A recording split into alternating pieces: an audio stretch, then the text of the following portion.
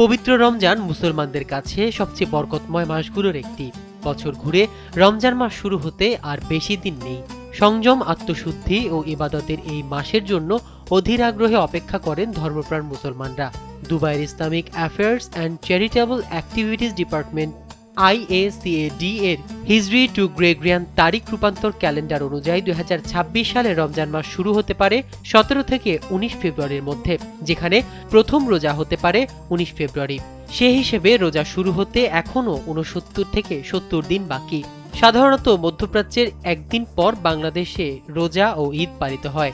সেই হিসেবে বাংলাদেশে 20 ফেব্রুয়ারি রমজানের প্রথম দিন এবং 21 মার্চ ঈদ উল ফিতর উদযাপিত হওয়ার সম্ভাবনা রয়েছে। রোজা ইসলামের 5টি স্তম্ভের অন্যতম।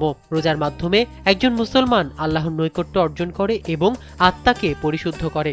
এই ইবাদত ধৈর্য, আত্মসংযম ও নৈতিক উন্নতির শিক্ষা দেয়। রমজানকে আল্লাহর রহমত, মাগফিরাত ও নাজাতের মাস বলা হয়। এই মাসে প্রতিটি ভালো কাজে বান্দা আল্লাহর বিশেষ অনুগ্রহ লাভের সুযোগ পায়। কোরআন তেলাওয়াত, তারাবির নামাজ, দোয়া, ইফতার ও সেহরির মাধ্যমে মুসলমানরা ভ্রাতৃত্ব, ঐক্য ও মানবিক মূল্যবোধ আরও দৃঢ় করে এবং সমাজে শান্তি, সহমর্মিতা ছড়িয়ে দেয়।